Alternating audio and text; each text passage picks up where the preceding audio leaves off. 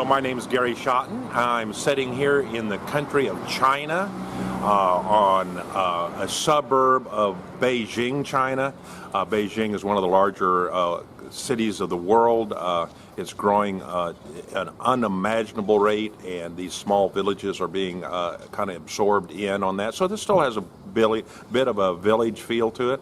And I've been asked to speak in the next couple days on how to change their business model. Because things are changing on them, and they're wanting our ideas and input and suggestions, and so all this is suggestions. I certainly have no claim to being all knowledgeable or the expert. I just have an opinion, but I will tell you that it starts out with James chapter 1 verse 2 and 3 that says, if anyone lacks wisdom, ask of God, and God will give it to us all liberally without scolding us, without being disappointed in us. So I'm constantly asking of God. And so if any good thing comes out of this, it wasn't my idea. If it was a bad idea, then it wasn't from God. If it was good, I know where it came from. So I'm teaching to the Chinese people, but you can kind of relate to this, I think. First of all, I'm suggesting that China, these suppliers that are middle and small, mid-sized businesses, they have been historically looking to export to the United States. I mean, that is the center of the target. That's the center of the market. What does America need? How can I export what America needs? And, you know, I think I've evidenced here, and we've seen it in the last couple days, what's happened over the last several years. What is really a shift that truly China is its own market. So I'm going to advise these people to the future of China is in China. Now, let me give some examples, because a few days ago and this afternoon we're going to tour the Mercedes-Benz manufacturing plant. And they make cars. And they make cars to the tune of this year 300,000 class, beautiful cars for off their assembly lines. 300,000, 12,000 employees. Now that's up from 150,000 just 2 years ago. And their target by 2020 is 600,000. These are German designed but Chinese made cars that rolls off their one plant 600,000. That's amazing. And the first question I needed to think of, okay, where are all these cars going to? You know what the answer to that is? China. None of them exit China. They're all for the China market. Wow. And now here's some interesting other facts as told to us by inside authority. The demand, well, our friend actually works at a fairly high level at this plant, and so I asked the question, well, since you work here, surely you get a little benefit, an advantage of buying a Mercedes a little cheaper because you work here. And she says, no, I wish we did, but we don't. Well, is that right? Yeah. Well, actually, there's such a demand for their cars in China that they wouldn't want to actually make an incentive for their employees at a discount. They're actually now rolling off the line, and there's a couple, way I calculated, about a $5,000 premium above sticker price in order to get one of these cars. That's how the demand is.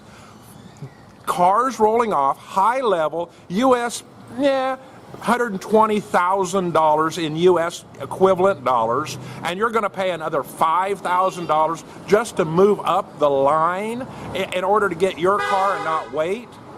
That's astounding. Well, let's think about it. Here's the emerging Chinese market. It's the emerging in the middle class to do what I just said. And now we also heard some statistics that inside the plant there's 1,800 robotic welders. These are assembly lines. This is very highly automated. All the efficiency you could imagine in a manufacturing plant. Now, by the way, I'm in manufacturing, so not that I know it all, but I can say I can relate to this because they are efficient, and I can see that. So just think of the spin-off that you have laser, automated robotic arms, 1,800 in one plant. You have laser, you have metal, you have rubber, you have tires, you have everything. What? All to go to the Chinese market. Well, I think I would change my model, forget America, forget exporting, and stay focused on something that the Chinese for China. China made for China. That's my suggestion number one. Number two, I've noticed that seems like people around the world look to some outside their giftings, and they sometimes basically want to copy someone else. And they look at something and say, hey, if my friend's doing this, I could surely do it and maybe do it better.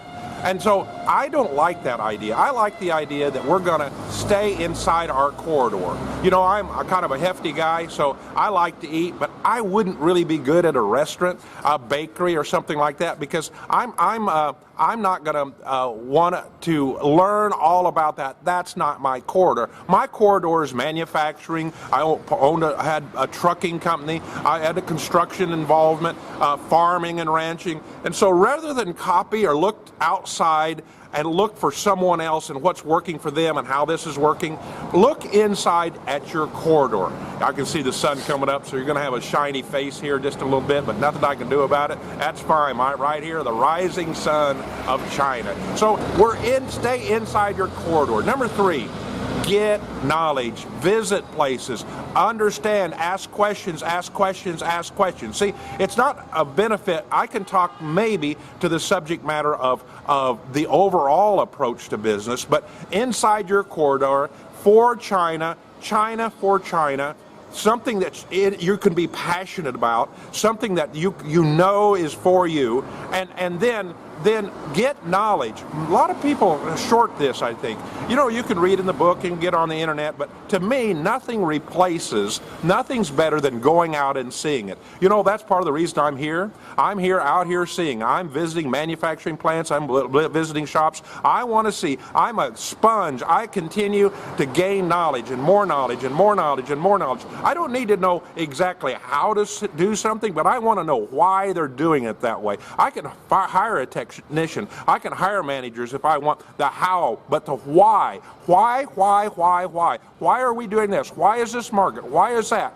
And so I think that's important. Number four, enter into the game. If I was here in China, I would stop being a supplier to some foreign company of individual parts. You're on too thin of ice. The ice is too thin. They can choose, because this is what's happening. This year they had a contract. Next year, somebody in China, farther in China, deeper in China, can do it cheaper. You lose your business. Well, let's go after the actual ownership of the product and design something you can sell. I know that's a bigger project. Let me give an example. I'm here hoping on another trip to go to the Hanjin World Studio of movies.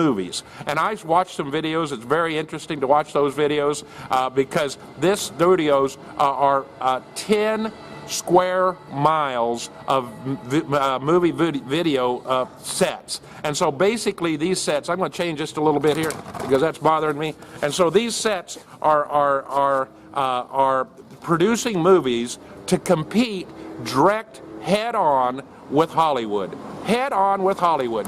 And they're not trying to supply something to Hollywood. They're going to enter into the market, and they know their market. But I must tell you, in their particular case, their biggest market is another example of movies inside China. China for China. Movies for Chinese. In a report by 60 Minutes, I listened to that, and basically it said there's 22 new movie theaters opened up in China every calendar day. Can you imagine the market?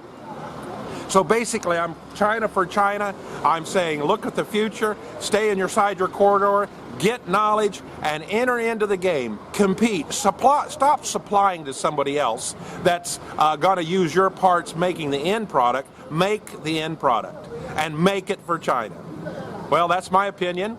It's worth as much as you want to pay me. Send me a check if you want to, But basically, I've enjoyed sharing these thoughts with you. Tune in again, share these videos. I hope they're helpful.